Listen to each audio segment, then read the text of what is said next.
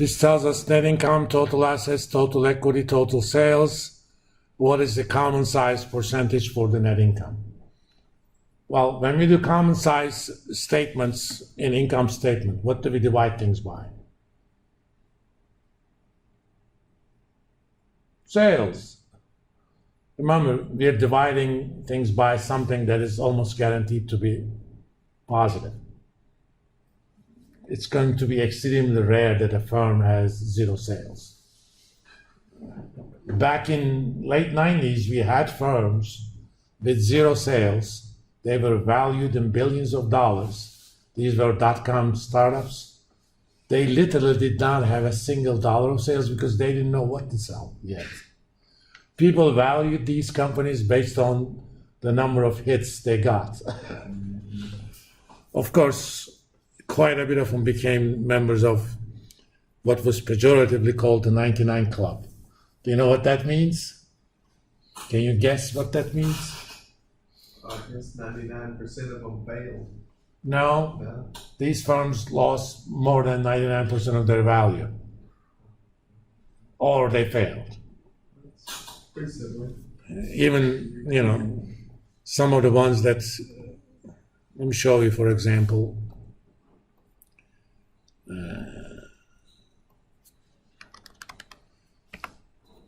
even some of the companies that are big names now.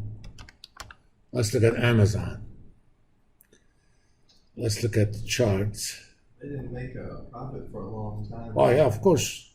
They only sold books, that was it. And there wasn't that much money in selling books. Max. Okay. For example, at the end of 97, Amazon was about 20 cents. At the height, before the crash, it went as high as $5.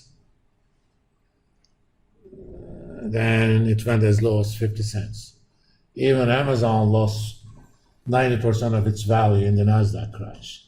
And this is a firm that actually survived.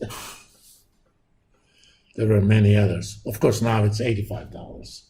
So if you bought Amazon at around here and kept it, you bought it at 20 cents, it's $85 now. That's a pretty nice return. And that doesn't, Amazon doesn't pay dividends, so it's not important. It's pretty nice return. $85 per share now? Huh? They're only $85. Yeah. Did they do a split recently? That number is 85. This is probably, let's look at 1 year. Yeah, it's 140 now. They must have done a split, wasn't it? They did a split. Okay. They did a split. Last time I looked, it was a couple thousand. Yeah, they did 1 to 20 split or something like that. Yeah, that reduces liquidity. Okay, let's get back to this question. All we have to do is divide net income by sales, right? Well, common size for income, net income divided by sales. Of course, this is equal AKA PM, right?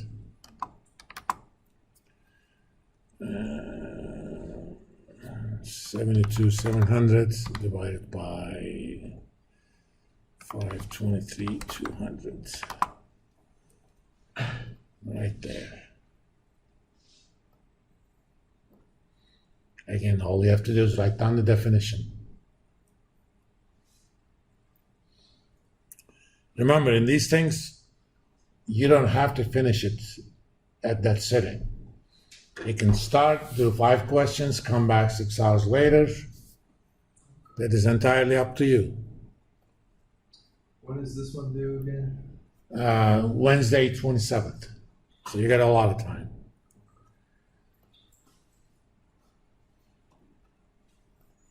And we're doing Jeopardy every other week, right? Once the chapter is finished. Okay. But that's pretty much the schedule. And I put it in the syllabus. But if things happen and we finish a chapter later, they'll do the Jeopardy the week after we finish the chapter. Okay.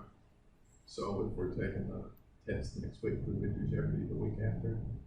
Or? No, we're going to finish chapter 3 today, Oh, okay. which means we're going to do the Jeopardy next week. Okay, so you're going off the. So the first half of the class, after finishing the chapter, is Jeopardy time.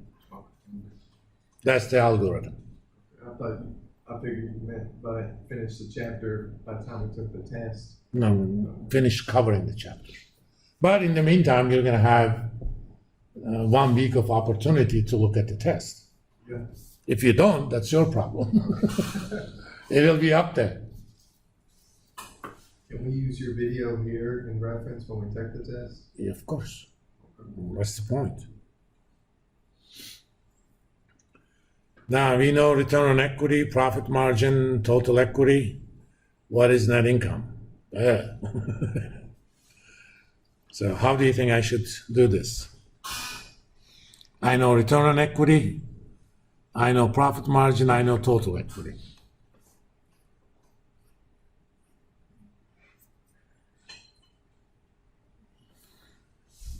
So ROE is what? Net income divided by total equity, right? PM is net income divided by sales. Are we given sales or total equity?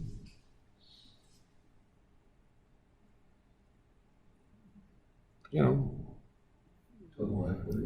RTFQ. We are given total equity. Well, we know ROE, so we're home. So net income is ROE times total equity. So that's 14% times 325.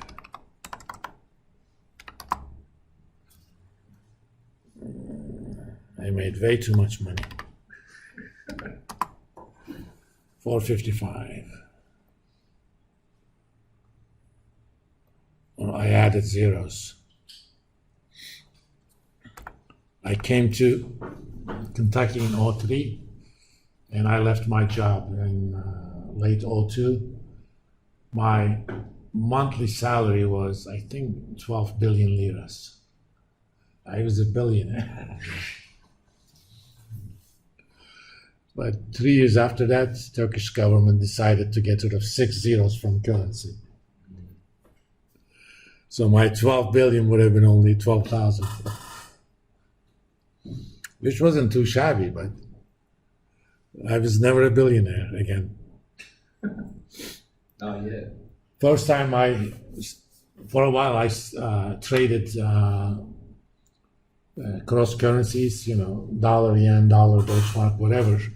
And I was really good at dollar yen because I understood Japanese economy rather well, at least in the 90s. When you do dollar yen trades, your profits are always in yen because the exchange rate is value of $1 in yen. So if you buy $1 million at, let's say, 145, sell it at 146, you made 1 million yen. And I had a yen account. I said, yes, I'm a millionaire in yen. That was less than $8,000, but I was still a millionaire. Let's see. Oh, we did this already.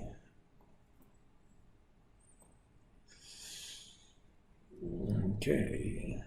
What was the country that hyperinflated their currency? Was it Zimbabwe? Yeah. You could be a trillionaire in Zimbabwe nowadays. Oh, you could be a trillionaire easily in Turkey too, but it wasn't as bad as Zimbabwe.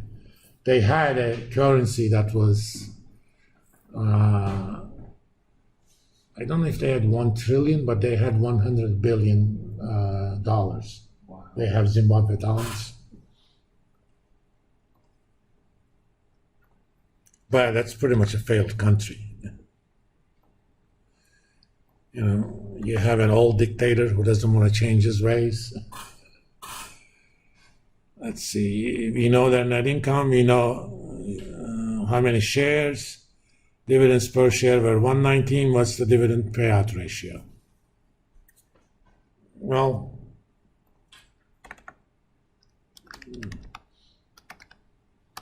dividend payout ratio is dividends divided by net income, right?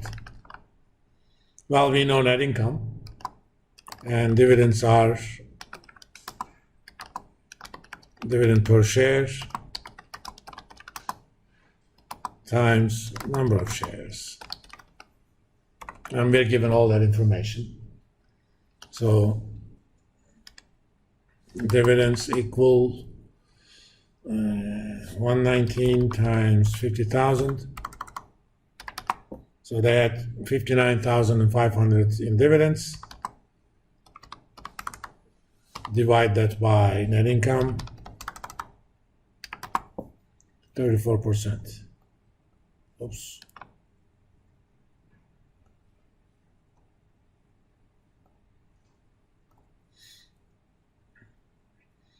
By the way, historically, Chapter 3 scores tend to be the highest in terms of average performance.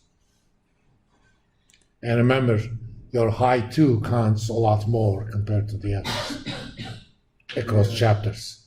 You didn't have it set up like that, didn't No, across chapters, not across within the same chapter.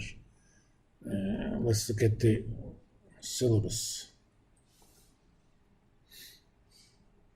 I mean, there's going to be 8 of these, I think, yeah. Total counts 25, but highest 2 counts 13%. Next 3, 8%. Next 2, 4. And I don't count the lowest anyway. Okay. So if you have one really bad chapter, don't worry about it. That's going to be deleted anyway. So does that mean like, or if I do relatively well on all the tests and I decided, no, my lowest score so far was a B, could I just skip the last test and have it? Yeah, you can. In fact, after fall break, I'm going to have everything set up, and you're going to have a semester score, assuming everything rest of the semester is going to be a 0. So when that score hits a 90, you're done. You don't have to do anything else.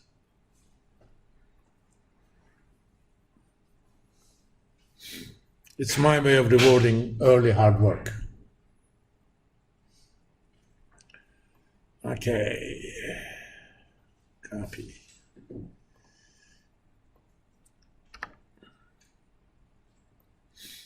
This is an open answer question. We know sales. We know earnings before interest and taxes is 25% of sales. They have 8,000 in interest. Tax rate is 38%. What's the profit margin? Okay. First, let's write it. PM is net income over sales. So if we're given sales, all we have to do is figure out net income, right? Now, net income is earnings before taxes times 1 minus tax rate. So if we can figure out earnings before taxes, we're home. Where EBT